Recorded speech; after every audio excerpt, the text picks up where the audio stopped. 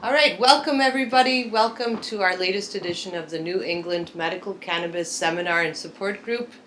Thanks for coming out tonight. I see a couple more people trickling in. We'd like to say a special thank you to Brian Essenter, Pharmacist, who has yet again taken the trek out to North Stonington, all the way from Bethel, and we're not anticipating snow tonight, so hopefully an uneventful trip home. That's the plan. Yes. So, welcome.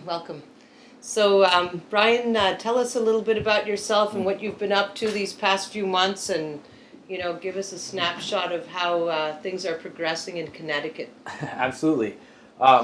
So I used to work for the for CCC, the dispensary in Bethel. Left there just about a year ago to go out on my own, start my own business where I'm counseling patients, consulting for dispensaries and other businesses in the industry, doing public speaking. Also been doing a lot of activism up at the legislative offices in Hartford as well. But really the reason I left the dispensary was because I had gone out west and to a conference, and I had really seen what some legalization adult use legalization has done to the medical program, because they've really just blended the two together. Some of them have started to completely eliminate their medical program in favor of taxing the recreational program. And when I went out there, I really found that it's not a place that you're going to send patients. None of the dispensaries that I was able to go into was a place that I would feel comfortable sending my mother, my sister, my grandmother, anybody that I would expect to get some medical knowledge. And it was really disappointing to me. Some of them were just very, had that stigma all about it. It was the kid that made enough money a few months ago to open his own shop and now is in there music blasting, just rolling blunts in the back. And it was really unfortunate. It wasn't what I wanted it to be at all.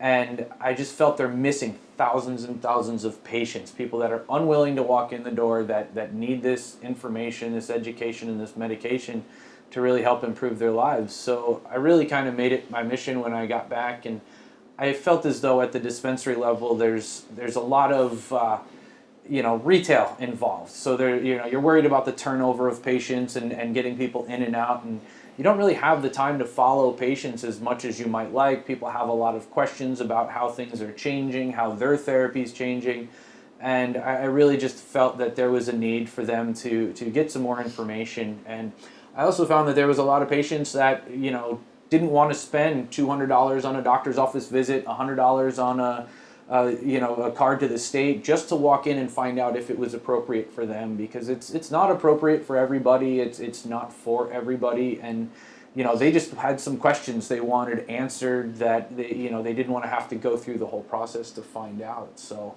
that's really kind of what I've been making it a point to get the information out there and educate as many people as possible lately. Wow, that's excellent, Brian. Excellent. So did you form your own company as well? I did. Consult CT. So, I've been counseling patients. I've been consulting for some new dispensaries, medical dispensaries that are going to be opening in New Haven. I've been working with some software companies that are trying to help banking within the cannabis industry as well. I've been doing a lot of activism up at the legislative offices, working on legalization and everything this year too. So just trying to get the company's name out there and the good word. So if a patient wanted some help and they wanted to contact you, how would they contact you? They can contact me through my website. It's mmconsult, consultct.com. They can also reach me on my email. It's b.essenter, ESSENTER, @gmail.com.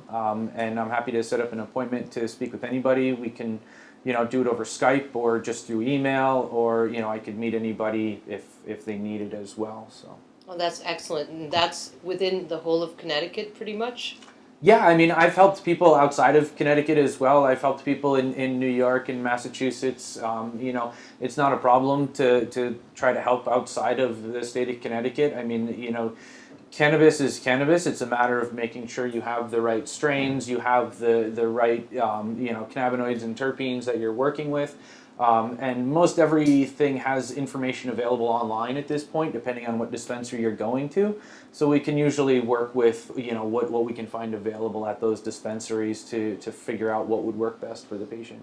So you're saying basically like you could look at the menu that's online or that the patient has obtained and you could perhaps guide them as to where they would begin? Like let's say it's a beginner and they don't even know where to start. Absolutely, yeah. Depending on what dispensary. I mean, I've helped friends of mine out in California. I've helped family members in New York, friends in Massachusetts. That they just know that I'm in the industry and they don't really want to walk in and ask questions. So typically, what I'll do is say, well, where are you going, and what is it you're looking for, and try to do kind of a mini consultation there for them. Where, what symptoms are you looking to alleviate? What delivery methods are you looking to use? And if they don't have any of those answers, well then, now we need to have a little bit more of a detailed conversation. But, if there's a online menu available for any dispensary, then I can absolutely help anybody choose what products would be appropriate for them. Wow, that's great. Excellent. So can you give us a bit of an overview of what's happened now in Connecticut? I just can't remember. So how many dispensaries do we now have? So, currently there's still only 9 dispensaries. The state has approved 9 more dispensaries to open. They just did that in December. And they should be opening within the next few months, anywhere from 2 to 6 months, depending. But they doubled the size of the program now. So, there's a lot more points of access. I think it's going to be interesting to see how the distribution of product works out, to see if there is enough to supply the entire industry. But hopefully that the producers can scale up in time and be able to meet the demand. The other thing is the legalization that they're looking at right now as well. And there's so many different things happening with that process. It seems like it's got a lot more backing this year than it ever has before. How we implement it, well, that's still up for discussion, and they're still arguing amongst themselves about how they think we should do that. So, my concern for the medical program is that they have discussed using the existing infrastructure to continue with a rec program. I'm very scared that it would crush the medical program. The program itself has trouble providing for the patients, the correct products, enough of medication, and to have double the amount of dispensaries that they're providing for, to potentially have, part of legalization process, or what's been happening up at the LOB, is they've also had a hearing to add chronic pain and opiate use disorder to the list of conditions. That's great. Yeah, so if that happens, you're talking triple the size of the cannabis industry that they have now, or the number of patients at least. So that is a huge, I don't want to say burden on the growers, but it's a lot more patients that they have to supply. It's a lot of work for the dispensaries to scale up and be ready to help these patients appropriately, to then have a legalization on top of that, have the existing growers and dispensaries now be providing for that, which is going to have a massive demand from the very beginning at least. I think could really do a lot more damage to the medical program. I think we're looking at much more, shortages of product, patients not being able to, access the dispensary very easily, and such too. So I just hope that they take their time and look at it properly. I think by adding chronic pain and opiate use disorder, that gives so many more people in need access immediately that it gives us a little more time, I believe, to work out the kinks with the rec program before they implement anything there. Do you think they're seeing like a disappearance or a trickling of sales leaving the state because Massachusetts is right here and Rhode Island is here and they have different laws, and as we know, Massachusetts went completely recreational. So do you find that maybe some of the medical patients are actually leaving and obtaining their medicine in another state? Well, we'll start with, it's not legal to obtain medication in another state and bring it back to Connecticut, so I hope they're not doing that. But from what I have heard, it depends on where you're going and what you're doing. If some patients have difficulty with the allotments that are available here in Connecticut. They don't like the pricing, the certain products aren't available for them. So for them to be able to go to Rhode Island, which allows for reciprocation now, or up to Mass, which does have some dispensaries, and obtain those products, I think that's great. But the pricing really isn't that much different in these other dispensaries out of state. Rhode Island with the reciprocation, you can still only go to the dispensaries. The pricing is virtually the same. Massachusetts, there's so much demand in their recreational dispensaries. The pricing is virtually the same. The quantities are extremely limited, so it's not like they can purchase, a large amount, so they don't have to make a trip out again because maybe mobility is an issue for them as well. So I don't think there's really that much leaving the state right now. I think that as Rhode Island and Massachusetts start to scale up and be able to really supply the market for what they believe it's going to be, they're going to start seeing more issues like that. But I think the dispensaries have really started to become a little bit more competitive with their pricing, and they're starting to be able to price out the black market a little bit more. But we'll see what happens with legalization and how they tax all of that and everything too. So, what kind of time frame are you anticipating with the legalization? There's a lot of support for it this year. I think that there's still a lot that has to happen for it to make it through the process, but there's a lot of support, and I think if we get the right people to put the right bills together that can incorporate sort of everything, and nobody's going to walk away feeling like everybody won, but at least feeling like nobody lost, I think is possible. But there's a lot of money coming from a lot of different directions to make sure it happens a certain way too. So if it doesn't happen this year, I think it'll happen next year for sure. But I think there's a good chance it could happen this year. Wow, that's interesting. Terrific. So, Brian, I have one of my favorite questions for you, and I wonder if you've changed any thoughts on this. So I know I always asked you, so what's the difference between hemp-derived CBD and cannabis-derived CBD?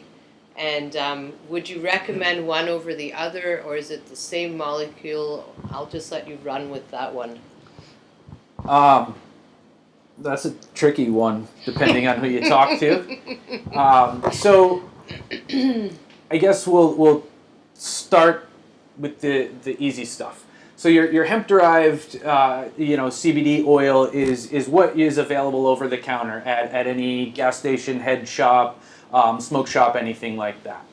Now the trick with that is, are you talking? Is this hemp oil extract? Is this CBD oil? And what are they doing with their testing, and what is it that's in it?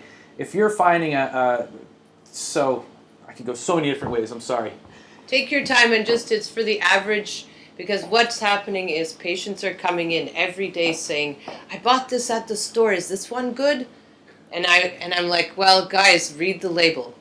So, right? All right, so for those people, I'll give a couple of quick suggestions. Number one, if you're buying any hemp oil, CBD oil product, anything like that, any decent manufacturer is going to have some sort of a QR code on there that you can snap and you can get testing information on. They won't all be legit because they're not all legit, unfortunately. Some of them are a little bit more snake oil than others, but this will give you some basis to know, okay, there was legitimate testing done, what ingredients are in it. The other one is it becomes a little bit harder to dose, but I would recommend going with a hemp oil extract as opposed to a CBD oil itself, just because you're getting a full spectrum, your full plant. So this kind of leads into the other part of that. Yeah. Your CBD oil, and this is another confusing part. You have CBD or cannabidiol, and you have cannabinoids.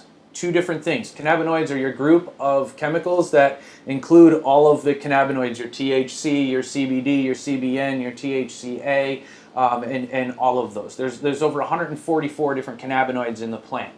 Cannabidiol, CBD, is one of those cannabinoids. So most of your CBD oil is a CBD distillate that's been put in some sort of base, whether it's a coconut oil or whatever base they happen to use. And that's how you can get specific milligrams of CBD in your oil. But that's a distillate. The full extract hemp oil is where you're getting full plant extract. That's where you get that entourage effect, where whole plant is more effective than the individual chemicals of the plant. You do want some of that plant material. You do want some of those other cannabinoids and terpenes and everything that come with it, because they work much better together than they do individually. Now, that's just your hemp oil CBD extracts that you're going to get over the counter.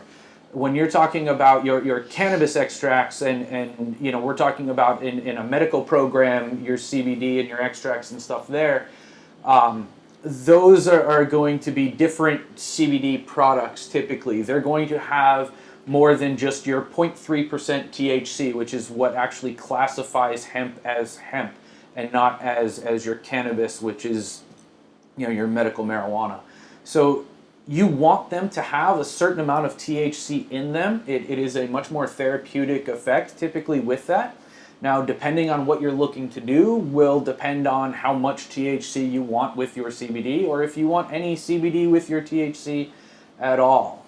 One of the great things about CBD is it can actually counteract some of the psychoactive effect of THC, so it doesn't eliminate the THC psychoactive effect, but if you have a high ratio CBD to THC product, it's going to be much more clear-headed, well-functioning. You're not going to be stoned or incapacitated or anything like that. And depending on what your needs are will depend on what ratio you might want to use in that situation too, and that's going to be much more symptom specific and patient specific with tolerance and what they're going through at the time as well. So thank you, Brian. That's excellent. So would you recommend hemp oil, or would you recommend patients going with the medical cannabis program and obtaining CBD products that way? Depends. It depends on the patient. It's a lot of my patients come to me because they're just so not sure. They don't know. They just want information, and they just want to tip their toe in the pond a little bit and see how the water is. And there's some patients that I've been able to help with just CBD oil or hemp oil, where they haven't needed any THC or your actual CBD from the medical program, because they've been able to take care of whatever their ailments are with just CBD oil. So I've absolutely recommended that when it's appropriate, depending on the patient's symptoms and how severe they might be, depending on their history with the medication. If they've ever used cannabis before, might make it more appropriate for them to become a part of the medical program, where they can have a bit more choice as to what the ratios are, what options they're going to have to medicate with. But a lot of it is what they're comfortable with. If they're not comfortable going to the medical program, well, then we're going to adjust with what's available to them right now too. And a lot of times, because of cost, not having to go to the doctor and pay the state, they would rather do that. And some of them are happy with the results they get that way. Others have said, this isn't quite what I hoped it would be, and really want to move on and participate in the program as well. So, Interesting.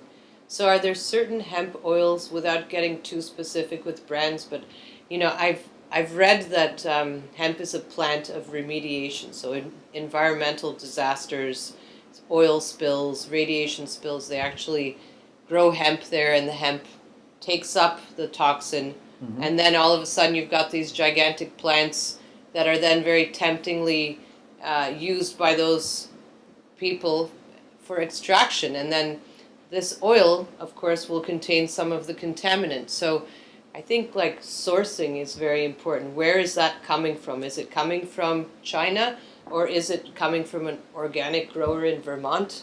So how do you look at that? And have you found certain ones that you just think are excellent? I haven't found anything that I feel is head and shoulders above all of the rest yet. I think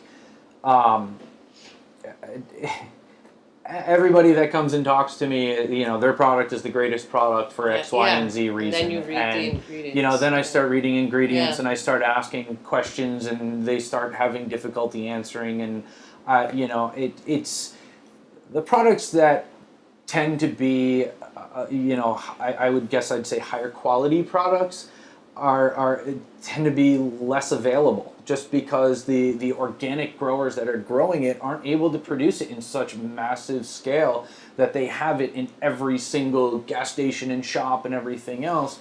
So that's why I usually recommend to patients, check with your local shops. What are people using there that they're finding? Because they can tell you, oh, listen, I sell a lot of this, but like Charlotte's Web sells very well because it's Charlotte's Web. And nothing wrong with the product. It's a great product. I have nothing against it. I have plenty of patients that use it. But people just recognize the name, so they purchase that one. Whereas I feel as though if you go into the right shops, they can actually speak to you about which particular brands might be effective for what reason. Certain strains among CBD brands can have different effects as well. Some can be a little more sedating than others, and some can be a little more uplifting as well. So I say talk to your local people probably more, but look for those QR codes. Those QR codes at the absolute minimum give you the testing standards that they've used and what's in it, if there were any heavy metals or pesticides that were used, or how much CBD is actually in there, all of those kind of things too. Wow, excellent. Excellent to know. Thank you. So far, does anybody have any questions for Brian? And patients, feel free to ask some very basic questions if you need to know, like dosing, strain, something particular to your condition. You won't be on camera, but your voice might be. So if you like, I can pass this and you could ask some questions. Right here? Okay. I have one question. Here, Donnie, use this.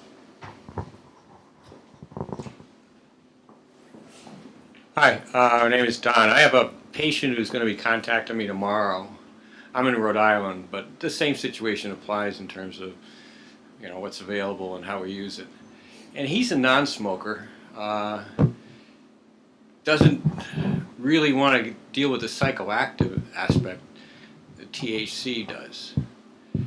And he's undergoing cancer treatments right now. And I'm not sure exactly what cancer it is that he's dealing with, but he wants to get into CBDs. And he's wondering if he needs to do THC and what's the best way to get it, given that he doesn't want to smoke it. In small quantities, too. Yeah, absolutely. Some great questions. What's his tolerance like? He's new to the medication, or? Yes. Okay. So he needs THC. We'll start there. THC is the chemical that's actually been shown to cause cell death in cancer cells. The CBD has been shown to decrease the size of tumors and to help to slow the growth of cancer cells as well. But THC is what's actually been shown to cause cell death in cancer. So you absolutely need THC. In my opinion, it's more important than the CBD. I really think they both play a very vital role in it. The way I would really recommend doing it is number one, smoking is not ideal at all when you're talking about cancer treatment, because the dosing that you have to get to is way above what you can ingest through smoking. What I would recommend, especially during the CBDs during the day, but I would have a certain amount of THC there. Maybe if you can get somewhere around a 5-to-1, 10-to-1 type of a ratio during the day. I would try usually to work it to where it's somewhere around a 1-to-1 ratio around dinner time or so. So you're introducing more THC, but it's still not as incapacitating as it might be if it was just by itself. And then I like to see just pretty much pure THC at night so that they're sleeping it off. You can definitely build tolerance much faster and easier at night that way, because people aren't going throughout the day like a zombie or having to sleep it off or anything like that. The one big issue that you do have to be careful of, especially in the beginning at night, is what does this patient's evening activity look like? I mean, are they somebody that wakes up 5 times a night to go to the bathroom? Are they unsteady on their feet? I mean, if you're talking elderly patients that are unsteady on their feet and you're giving them high doses of THC at night and they got to go to the bathroom 3 times, you're risking a slip and a fall and a hip break at that point too. So there's a lot of ways you kind of have to play with it, especially in the beginning, to work on what their lifestyle is and really try to work around that. Because if they find that the first time they wake up to go to the bathroom that they're not able to make it to the bathroom and they happen to have an accident, whether it's not a slip and fall and they just happen to urinate, well, guess what? That's embarrassing, and they're probably going to be like, you know what, I'm not doing this anymore if that's what this is going to be. So it's really important to work with them as to, talk to them about what their life is like and how to incorporate it slowly, but also you're talking cancer. You need to be aggressive with it. It's not something that you want to take, 8 months to work up to that dose. It's something that if this is something they really want to do, they need to be aggressive with it. Now, slowly so that you can build that tolerance. You're going to hit certain times where you have to plateau for a while because you just can't tolerate going any higher, and that's okay. That's going to happen. But it's important that they understand that this is not an easy journey either. That they are attempting to, really try to help deal with their cancer and potentially cure it. That if that's their goal, then it's not an easy process either, but it's a lot easier than going through chemo or radiation or any of the rest of them. So, Thanks. of course.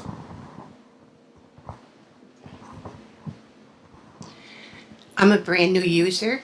I have rheumatoid arthritis. My pain level is usually anywhere from 7 to 9 on a scale of 10. I've started using it, and one of the things I've noticed, I do CBD oil during the day, and then I do the one with THC at night, and I'm sleeping beautifully, right? Yes. Yeah. One of the things I've noticed is I've been having night terrors, but since I've started this, gone, which I'm very, very happy about. Me too. Yeah, because I hit him. It was terrible. We have gone through a difficult time in our personal lives, a great loss. But my thing is, I seem to be going through so much oil during the day under my tongue. It's putting me in a better mood. I feel more uplifted. So I have a more positive attitude in living with the pain. But the pain is still there. It's quite pricey. I'm thinking I should give you a call. But Yes, of course you should.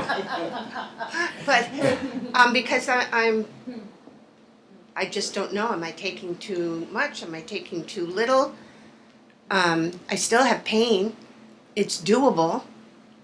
When a couple of weeks ago, before I started, it was not doable. It was not. So, I don't know. I'm kind of at a loss.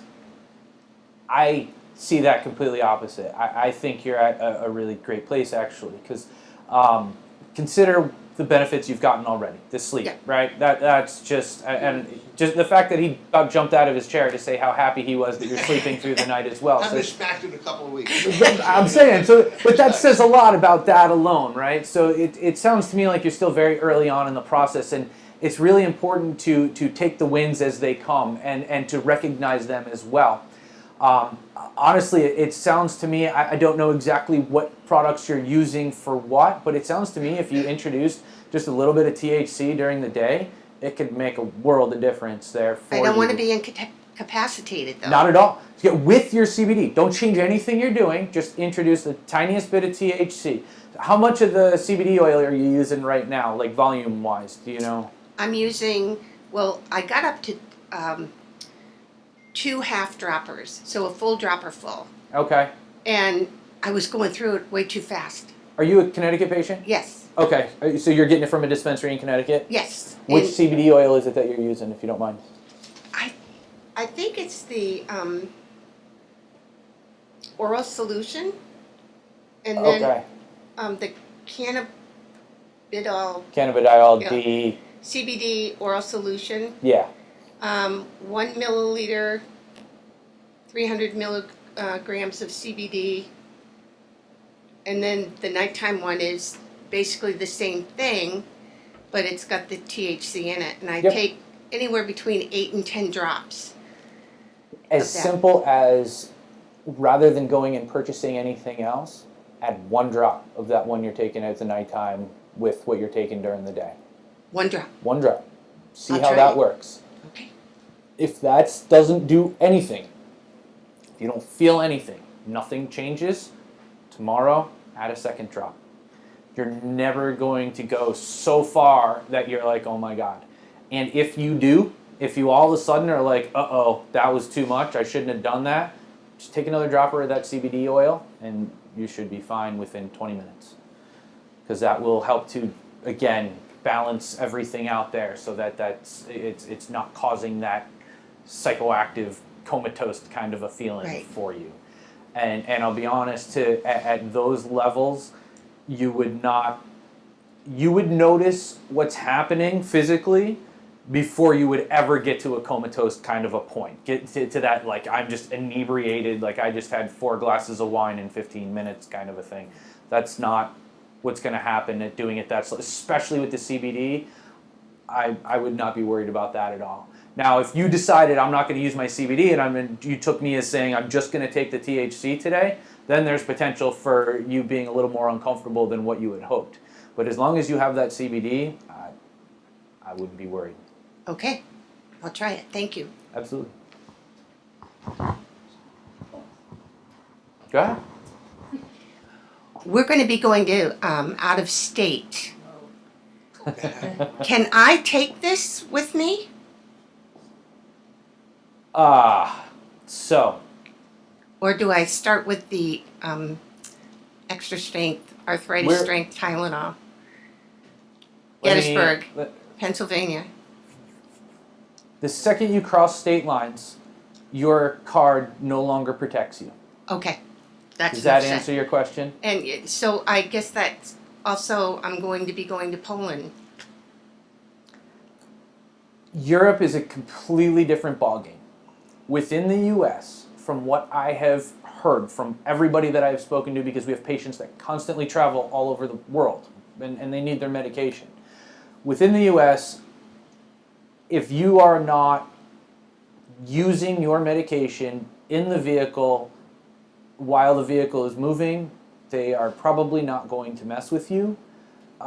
You don't seem like somebody that's going to be, passing blunts around the whole time you're driving to Pennsylvania, where you smoke out the car and giving them a reason I don't to. smoke it. I just use But the my oil. point is, Yeah. you're not going to give them a reason to pull you over. That now your car smells like marijuana and everything too, and so if they don't have a reason, you know what I'm saying? And a lot of times, they're not interested in dealing with you. But at the same time, we've all met officers that wake up on the right side of the bed and some that don't, and I can't speak. I can only tell you that it is illegal once you cross state lines. Okay, thank you.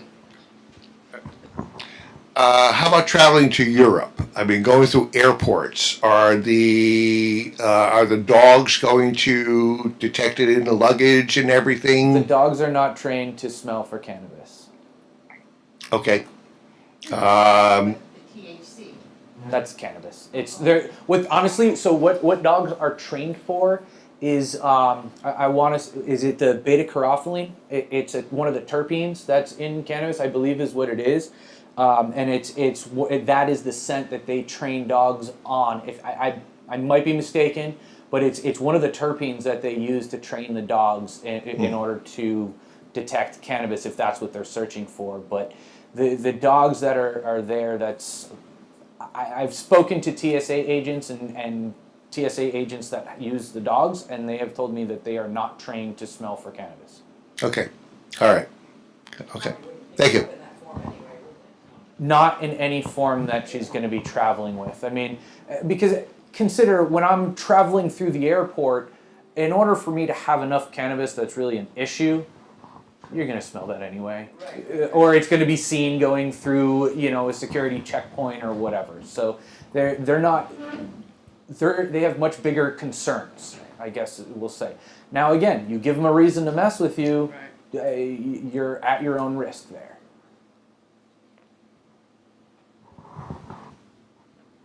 Oh, you didn't have a question? Yeah, the thought I have is, if you treat it like medicine, keep it in amongst all your other medications, particularly if it's not something that you're burning or smoking. You know, you should be okay. Don't off-label it. If it comes with the proper labels from the dispensary, make sure they're on it. And you know, you're doing it right. If they want to take it further, well, chances are it's just going to cause you trouble. That's all. Worst case scenario, they'll probably take it from you. They're not really interested in wasting their time with you otherwise.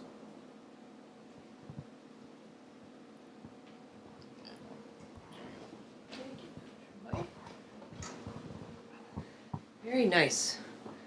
All right, Brian. So let me come up with some other difficult questions for you. All right. No, I'm just kidding. Shoot. Let's see. Brian, where's your office located? My office is in Shelton, but I can travel. We can do it over Skype, over the phone, email, whatever it happens to be. So Now, do you take health insurance? no health insurance. So is the fee if someone was to go to your office to be Yep. consulted? If they're coming to the office, I charge $60 for a half an hour. It's just an intro consultation. For a full hour, we'll go through everything A to B, give them some strain selection, some dosing to start with. It's $120, but we'll also do about 3 follow-ups, whether it's email, phone calls, whatever, so that when they do go back the next time or the time after, we can help them decide, you know, what direction to go next, because those are really the hardest times for most patients. So, you know, I really want to make sure they have some follow-up so that they can be comfortable with the choices that they're making. And it gets very overwhelming when you're standing there and there's, you know, 10 people all around you and they want you to move quickly and you're like, wait, I don't know what I'm doing. So, you know, it really gives them a sense of comfort. They know how much something's going to be when they walk in the door, as opposed to, you know, well, what's available this week and how much is it going to cost me? And so, So you do know. you have a dispensary? I mean, is your office right in a dispensary? No, and that's one of the good things actually that I like about it, because I can work with any one of the dispensaries that way, and really help patients at any dispensary. When I'm at a dispensary or what have you, then I can only see patients that are coming into that dispensary. Patients can't just hop from one dispensary to another. There's a whole process they have to go through to change dispensaries and everything too. So I can meet with them and they can go to any dispensary, or, you know, at that point, if they have caregivers or whatever, you know, wherever state they happen to be in, they can get what they need at that point. So let's go back a little bit, if you don't mind, to the whole cancer thing, because I get a lot of questions about that too in the office. And of course, my knowledge is limited, but also legally, I am also limited as to how much I can advise patients in Connecticut regarding cannabis. So I often advise patients, well, why don't you have a look at YouTube, educate yourself, and there are some interesting things out there, such as Rick Simpson oil protocol. What is your experience with that? So we've helped a bunch of patients go through cancer protocols. The Rick Simpson oil or Rick Simpson protocol depends on who you talk to, what exactly it is. But he is the gentleman that they did the documentary series, why am I losing it right now? runfromthecure.com. It's about an hour-long documentary series from back in 1980, I think it is. And he was the first person that was able to cure his cancer using just cannabis oil. The very interesting part is he was probably using just THC. We're sure there was CBD involved. Nobody knows, because nothing was tested. It was simply flower that they were extracting into oil that they were using in very large doses, that because he had been such a long time user, he was able to tolerate such large doses and everything too. But he's actually still cancer-free to this day and telling his story. We have definitely gotten much more scientific with what we're doing now. There is more scientific, not completely. That's part of the problem. But you know, I have seen patients that have done absolutely nothing different with their cancer protocol that they're going through, start using cannabis oil, and miraculously they are in remission within a few months. And I've dealt with oncologists that have screamed and yelled at us about what we are doing and told us that we're killing their patients and their therapy and everything else, who have then turned around 3, 6, 9 months later and called us and asked to have a tour and to bring their whole team to discuss what we're doing, because there was no other reason for the patients' P-scores to be dropping so significantly that they were technically in remission now. We had patients that the doctors knew they were going through the whole protocol, and towards the end of the protocol, they go. What happens when the THC causes the cell death? It's called apoptosis. So that cell death actually just allows all of the cells to now be scattered all through your bloodstream and everything. So all of a sudden, your cancer markers jump through the roof, and the doctors start freaking out, and they're like, your cancer's back, it's full blown, we need to do this. And we're like, hold on, give them a month, and then test it again, and let's see what's happening. 1 month later, nothing. They're doctor's like, I don't know what happened, they're in complete remission now, there's no sign of anything, and usually at that point, we're dropping them back down to more of a maintenance dose and everything too. It is something that you do need to sort of maintain. We don't have a cure for cancer. Just because we can help to put it in remission doesn't mean it's not going to come back, doesn't mean it's not going to manifest somewhere else. So, there is definitely a recommendation to keep a maintenance dose as well. I think that is where the CBDs are a little bit more important than the THC through the maintenance, actually, because the CBD is really great for your immune health, really great for just your overall recovery and wellness and everything as well. But I mean, I've seen it work. Can I say we have a cure for cancer? No, I can't say that. It's all relative. There's still a lot more science being done and that needs to be done. But, with proper dosing and somebody following them properly, I've seen people be extremely successful. So this RSO or Rick Simpson oil protocol, do you recall what the actual dose is of the THC and for how long? How long is so very relative. The general guidelines are what they say, 60 grams in 60 days. Really what you're kind of looking for as far as milligrams of THC and CBD, somewhere between 500 and 600 milligrams of both CBD and THC in a day. And that's, you're talking, your average patient that comes in with an average tolerance, a typical edible that you're talking about is going to be 5 to 10 milligrams. So, these are extremely high doses. But when you talk to patients about, well, what does your chemo option look like, or what does your radiation option look like, and when they realize that, for the next 6 months, that 3/4 of that, they're going to be completely incapacitated and throwing up in a bucket and sleeping the rest of the time, this becomes a little bit easier to implement in their life. Now, what the typical goal is you kind of taper up over about 30 days. Most patients are going to take longer than that, to be honest, just because, again, 500 milligrams is a lot. I mean, unless they can really take time to be home and just be aggressive with it, it's going to take longer than that. But you want them at those max doses for at least 60 to 90 days, find out where their scores are, and then depending, it's either going to be, repeat the process, or you can start tapering them down. It really depends on the type of cancer they have, how aggressive it is, how effective your first go-around was, how well they're tolerating everything. But typically, it's by the point they get to month 3 or 4, they are all in. It's a holistic process, and they have completely committed to it. And even if it means continuing for another 3 months, 6 months, they're committed to the process and understanding the benefits of it at that point too. What type of cancer did Rick Simpson have? Oh wow, I don't remember. I don't either. remember. You're gonna put me on the spotlight. No. Well, are there certain I honestly cancers don't. not appropriate for this regimen? So none that I'm aware of that are not appropriate in any way, but what I'll say we've had some of the best results with have been breast cancers. and glioblastomas, so brain cancers, have been the two places that we've really had some of the best results.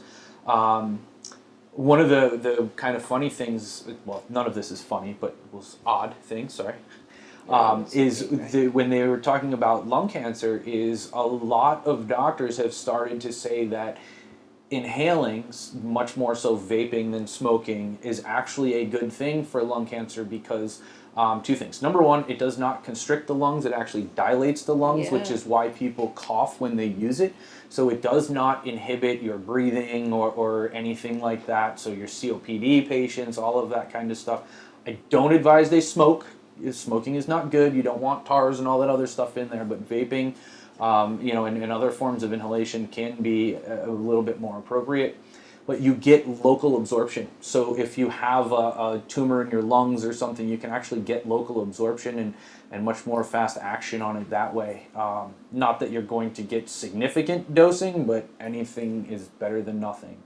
And I've had a few doctors that have said that they think that would be appropriate actually in those situations. So probably, are you saying, so for example, if it was prostate cancer or rectal cancer, that a suppository approach would probably be the best since it's like localized? No. No suppositories. No? So, Why is that? this is a great topic and a great Interesting. question. I've had wondered. this conversation with so many people on so many different times. Number one, suppositories in Connecticut are not allowed as part of the program. We had read that out in California they were using suppositories for patients because when you eliminate the first pass you get better absorption, but what they were saying was they weren't getting as much of the psychoactive effect. So we were like, oh, well, this is genius. Let's give patients, suppositories, especially when you're talking about, these cancer dosing and everything else. So cannabis is fat soluble. Your rectum is water soluble. It needs to be water soluble in order to get absorbed into your bloodstream through the rectum. Those two do not mix. So in order for it to be absorbed properly, it would have to be some sort of like a micro tincture kind of a thing. Yeah. But even at that, they have not been able to formulate anything that absorbs enough other than to give local relief. So now if you have a tumor in your rectum, okay, and it's something that's right there, then I would say that that's fine. I would probably, be more likely to just use an oil locally than even mess with a suppository or any other carrier because it's just not necessary. But what we found is that the reason nobody's getting high is they're not absorbing it. It's not getting into their bloodstream. It wouldn't do anything other than, it's great if you have hemorrhoids, because you'll give local relief for them and everything too. But as far as actually absorbing anything, you're not getting high because you're not absorbing it in order to do that. There is a certain point that you can get a suppository to that you pass that water-soluble point, but I don't want to say it's impossible, but it's extremely difficult to get a suppository in that far and to stay that far in order for any significant amount to be absorbed there. Okay, so how about studies that are injecting it? Have you heard anything about that? I have not. I would be have you? In Israel, I believe. Really? I'll have to look into I that. just wondered, it's just curious, like injecting it directly into the tumor. I was just watching a guy from Israel doing a conference last night, and For us obsessed people. talking about cancer too. Yeah. And I mean, they've talked about injecting it into cells in vitro in a lab. I have never heard of them doing it in patients, in humans anyway. Maybe in rat. I would just be concerned because the level of purity you have to go through for an injectable, what you would be stripping down out of that medication to make it so pure that it's an injectable, what are you getting now? Mm-hmm. So I don't know. I would be very curious to find out more. I want to know more. That's all I can say. Oh, that's I've thought about it a lot. I've been waiting for someone to have some sort of an IV version, and I'm just, I would love to see what they've found out. Yeah. So maybe give me, Brian, I've seen some miraculous things with patients, like for example, diabetics no longer needing their diabetic medications or reducing them. It seems to cause like this wonderful cascade effect where they start feeling better, so they get more mobile, they start losing weight. So that's part of it too. But it also seems to directly act on lowering blood sugars. Has anybody looked into that? Or They it's are just looking anecdotal? into it. It is anecdotal right now. Yep. I have absolutely seen and heard the exact same things that you're talking about with Yeah. quite a few patients. My personal theory is that it's more, most of the patients that we have, as you get through the process, you start really taking more of a self-evaluation as to what you're doing to your body, for your body, and just a full, check up on yourself. What am I eating? What am I drinking? All of these other things. And I feel like the process takes these patients through that, and that's, the mobility, and now I'm mobile. Well, now I'm going to be, losing weight just by default, and by all of those things, you just want to be healthier. So I think as that cascade comes down, losing weight, obviously going to help with your sugar levels. Eating healthier, obviously going to help with your sugar levels. Not taking as many medications so that your body's bouncing all over the place and peaks and valleys and everything too is obviously going to help with your overall well-being. So I think that the process is a big part of that for people. I think that it really starts to encompass that full holistic approach to it, and I, at least that's what I've seen with a lot of my patients. Yeah. They get so excited just by being able to get off a few of their pain meds or some of their anxiety meds, or maybe you start working on some other medications as well. But once they start seeing that being possible, they're like, well, what else can I do with this? And they just really, some of them you see beyond 180-degree change in, and it's awesome. So. And recently I've had a whole slew of educated patients, mostly ladies, coming in, and they say that they've read that it works for osteoporosis, and I think it was CBDN, I'm not sure though, you might know better than me. Are there certain strains, they were asking me, what strain should I ask for at the dispensary that are directly going to help me with this osteoporosis? And I was like, oh my goodness, I don't know, you're going to have to ask the pharmacist. So that's your educated patients are also some of the most difficult to help, and for good reasons, because I love when they know what they're talking about. The hardest part is I don't have what they're asking for all the time, or most of the time for that matter. That's what makes them so hard to help, because really what they're looking for when we're talking about, so CBN, for instance, is it's a byproduct of THC. When THC breaks down, it converts to CBN. CBN is a spectacular muscle relaxant. It's great for sleep. It's great for pain. And it is very mildly psychoactive, if any at all. But when patients come in and they start looking for, I need CBN, I just sit there and I sink in my chair and I'm like, oh man. Like, I want to do everything I can for you because I know you know what you're talking about and I know you know what you need, but I don't have what I need to help you. So it's, we're not there yet. So, okay. It's like, I love when patients come in and they start saying, oh, I need more limonene, or I need, beta-myrcene, or I need this. And I'm like, awesome. I can't give you any of that. Because I love that you know what you're talking about. I love that you've done your research, but the inconsistency of your terpenes, of your cannabinoids, CBN is an extremely difficult one to get. You're talking more time than anything off of that. Well, these people are trying to make money. They're not trying to wait. That's like having that small batch whiskey or that wine that was aged for so long. Well, you spend a lot more money on it because it took that much more time to get there. So it's not in their best interest to make products that take time to get out, but these are some of the better medications. When all of them are growing indoors, it's much more difficult to get a more complete terpene profile as well, and to keep that consistency with it. So when patients come in and they're like, I've done my research, I need beta-carophylline for my inflammation, and I'm like, you're darn right you do. but I don't know what to tell you about how to get it. Yeah. Who's doing all these studies? As far as so.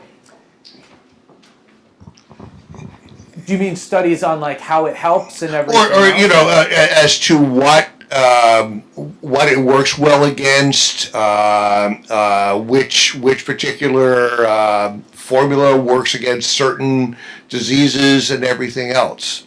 So the majority of the best, again, a few ways to answer. So right now, Israel is doing the best research on this. There's a few different companies over there. That was the gentleman that was presenting last night on the webinar I was watching. There's about 3 different companies over in Europe or in Israel right now that are actually doing double-blind, randomized, placebo-controlled studies. They're not happening here in the U.S., so that's why a lot of the people here don't want to believe it. But if you go and you do a PubMed search right now for medical marijuana, you're going to get over 19,000 hits of studies that have had something to do with medical marijuana. Okay. Now, it takes some digging to find the ones that you want, but you could do a little bit more specific search. But if there's 19,000 different PubMed articles that are out there, you should be able to find the information you're looking for in one of them. The information is out there. Much of it is anecdotal from what we get in the US right now. But my response to anybody who's like, well, that's not a valid study is, well, any study that gets done at some point has somebody communicating with a patient to find out how that patient responded to whatever that study is about, sleep, medication, whatever it is. So that means that information is completely anecdotal. And now that person takes that and puts a number to it or some medical language to it or whatever, and all of a sudden it becomes respected, medical studies. Well, when you have thousands and tens of thousands of people saying something about a specific plant, at some point those averages come out to be pretty darn accurate. They can't all be completely wrong or completely right. So you're talking that many people, that's where your averages come in, and that's what studies are looking for. So when you have, as much as people want to talk about a site like Leafly as being a recreational site, you have thousands and thousands of user data that is saying this strain did this for me. Not all of them say exactly the same thing, but when you break it down, your averages give you a very accurate profile as to what to expect from a specific strain and how they can benefit you.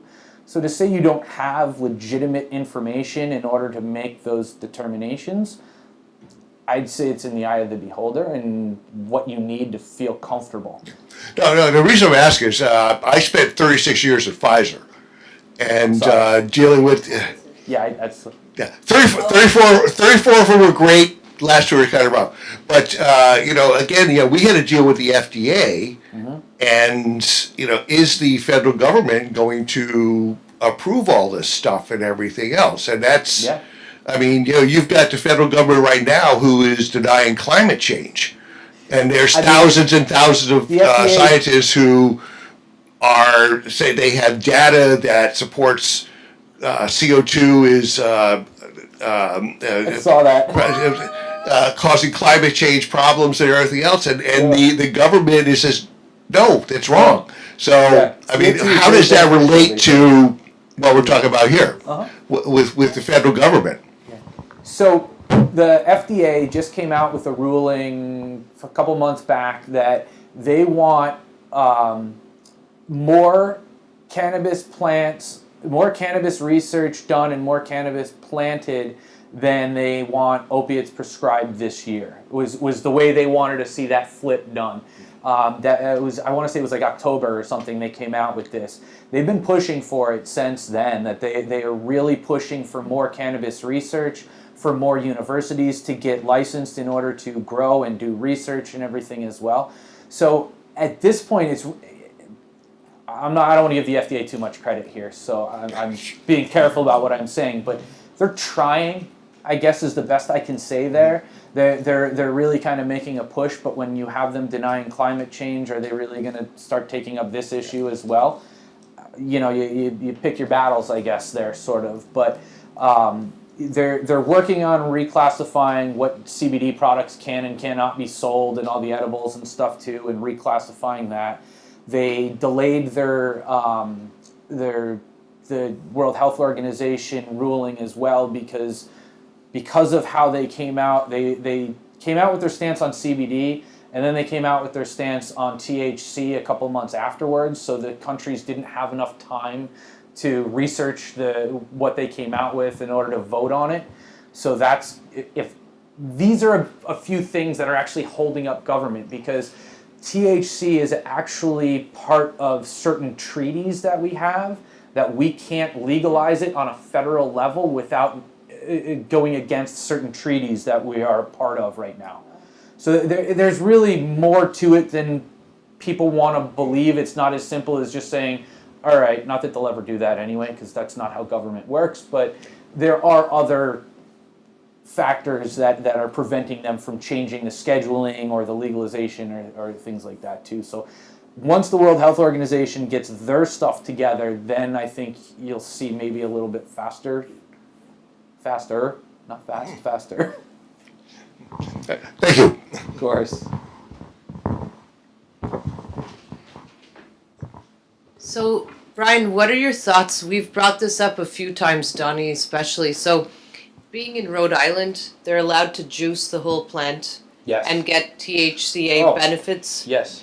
So, well, just go ahead and tell us about that and what your thoughts are. No, thank you for bringing that back up, because that was actually one of the Yeah. first thoughts when he was asking about his patient before. So I'm Yeah. really glad you brought that up. Yeah. So THCA, for anybody who might not understand, is your raw version of THC. As the plant grows, it grows as THCA.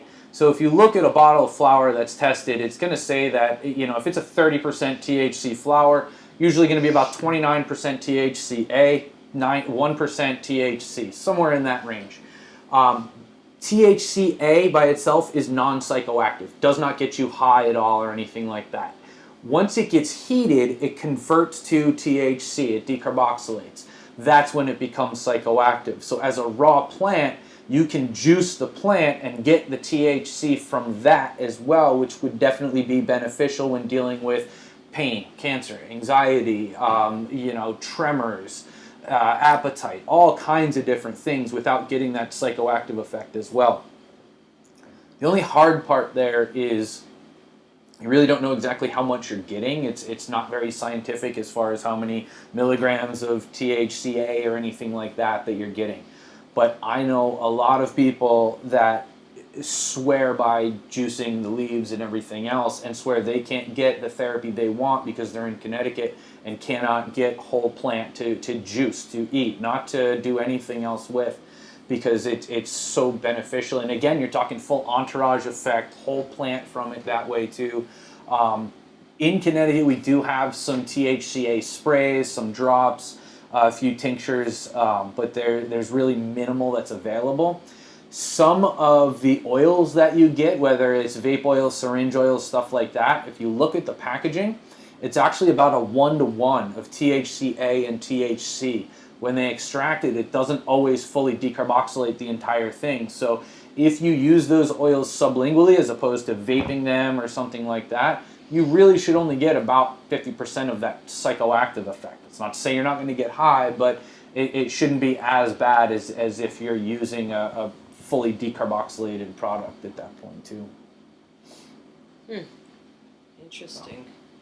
But thank you for yeah. bringing that up. No, so, do you think you could theoretically get that same THCA, but no, it's negligible in hemp because it's less than 0.3%. So if you juiced hemp leaves, you're wasting your time there. Okay. Because we get back to distillates versus full plant, and I know people that can get distillates that are full THCA distillate that can be great for what it is, but at the same time it's not a full plant extract, so you don't get that full entourage effect. It's simply the chemical itself, which I think is just as bad as your CBD distillate. You're really not getting the full benefit.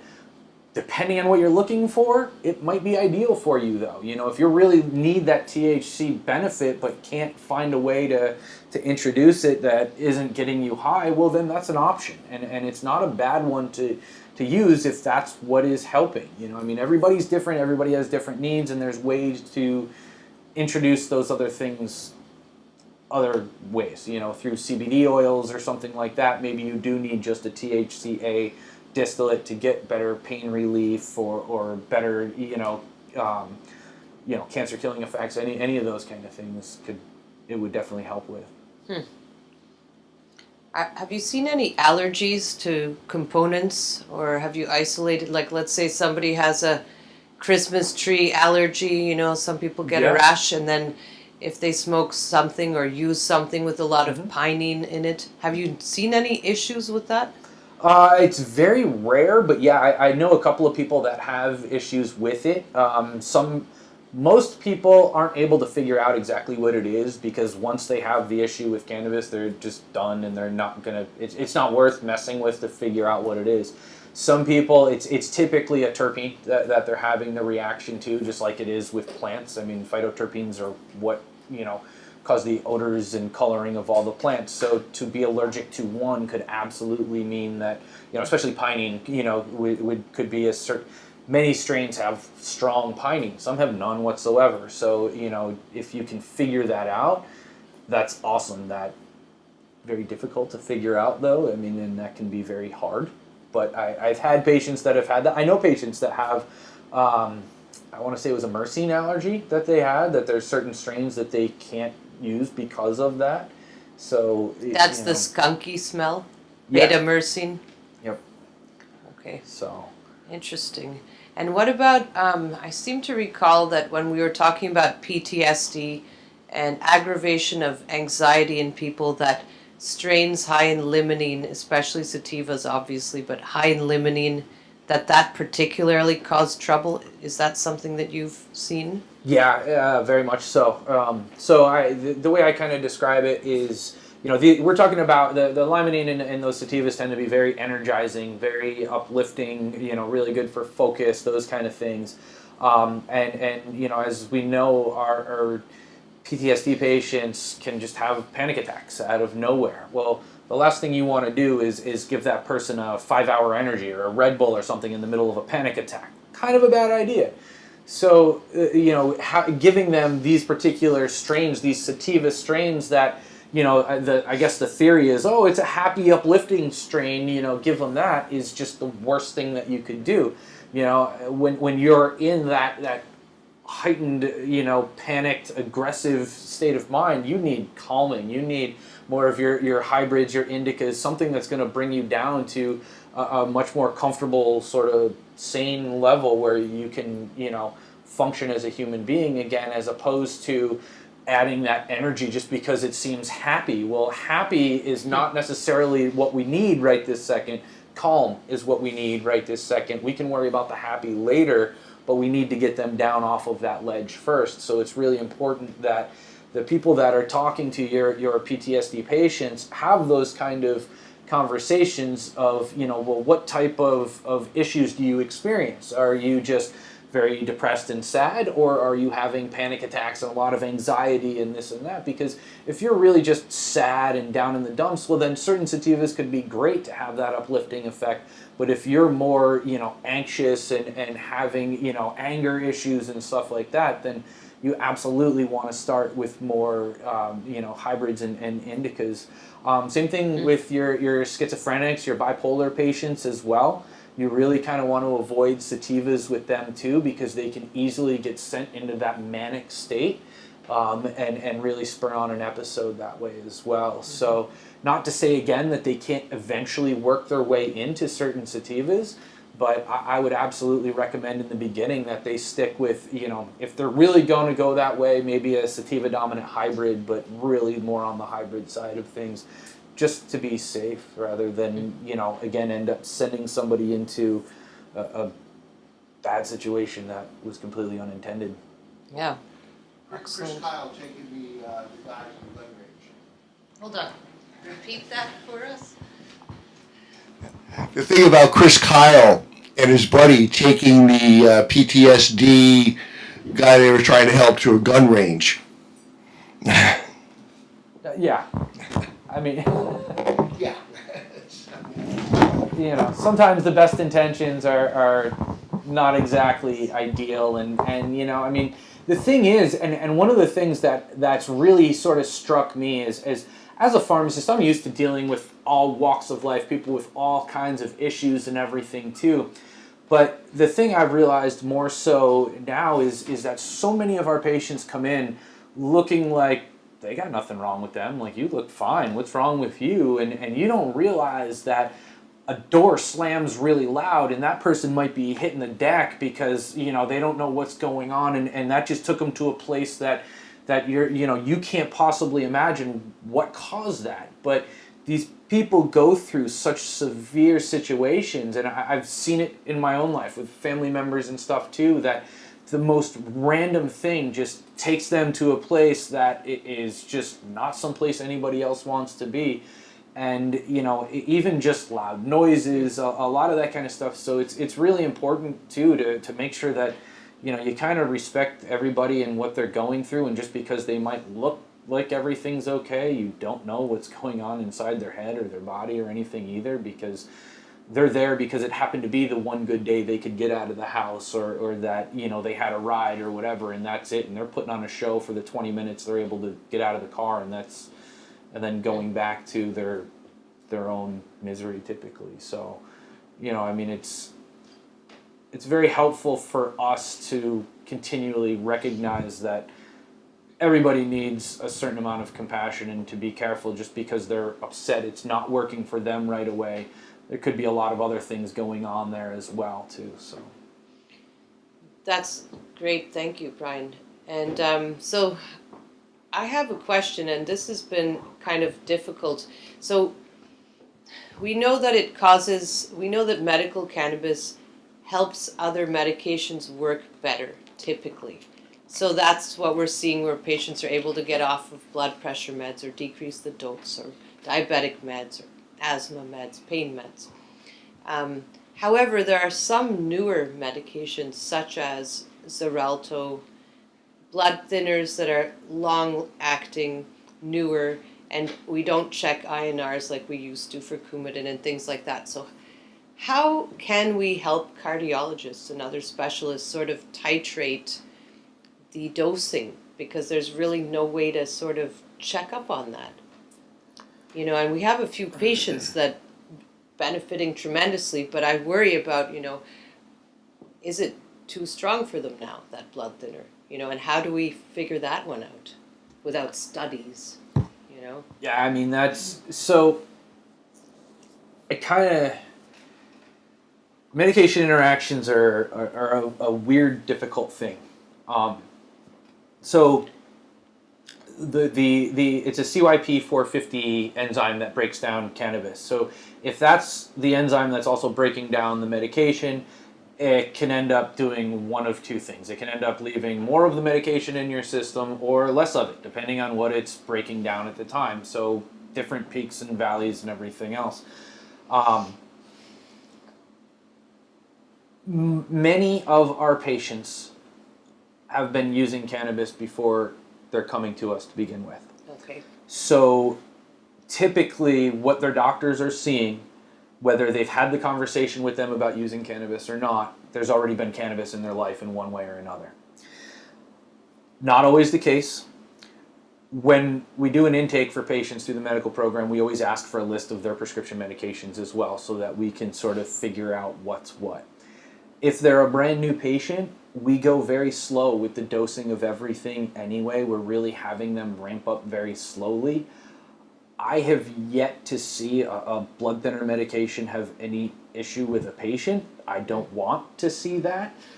But I guess my feeling is when we go very slowly with it, and the doctors should be communicating with the patients as it is, I don't know, it needs more research, but if you're dosing it properly and gradually bringing it up slowly, when they're getting blood work done, they should be you don't check it as regularly as you would with a Coumadin, where they're going weekly or monthly or anything like that. But you're still checking it every 3 to 6 months. If they're on these medications anyway, they're still getting blood work done at the absolute minimum 6 months.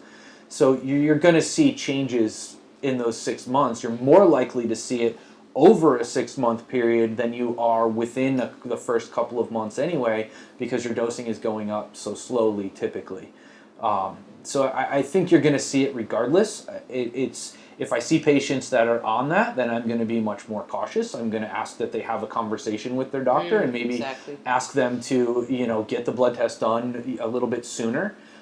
But you're also running into the issue that patients are not willing to have those conversations with their doctors because maybe their cardiologist is not willing to have that conversation with them either.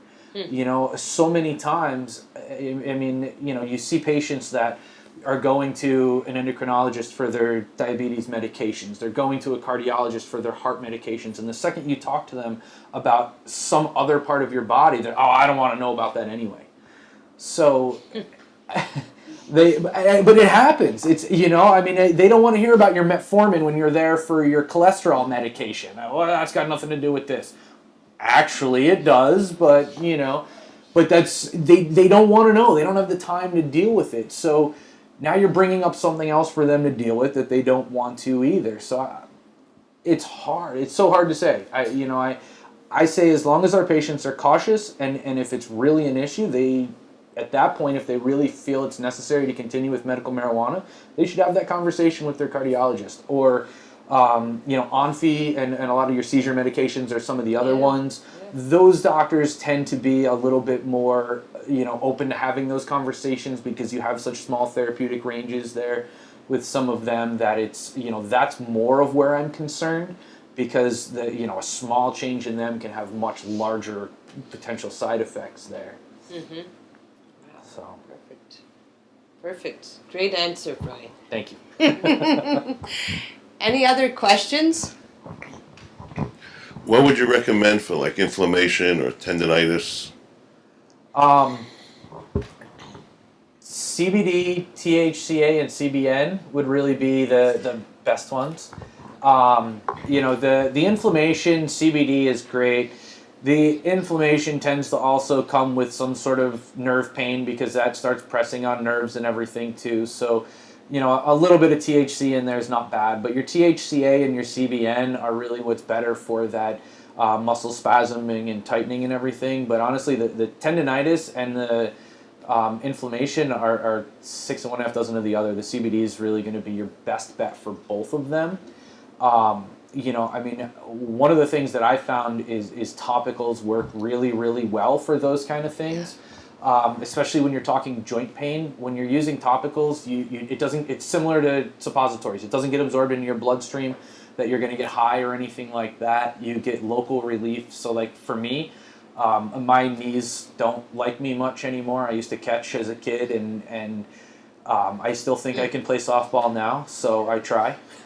But my knees tell me otherwise. But I'll tell you, I can continue doing it because of some of the topicals that I'm able to use on my knees. And it helps with the pain, but it really helps with the recovery afterwards. You don't spend 2-3 days where you're like, oh man, why did I do that? And that's one of the things that I really like about the CBDs. But the topicals are great, just local relief. So, if it's your knee, your elbow, and your shoulder, you put it on your knee, your elbow, and your shoulder. You don't have to lather up everything.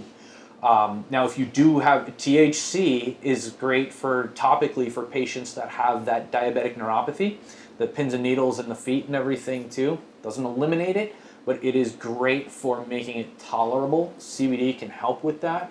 I tend to prefer a 1-to-1 actually. I think that's where you get some of the best relief of it. But just locally, if you go and you get a full body massage with some THC oil, you will get high from that.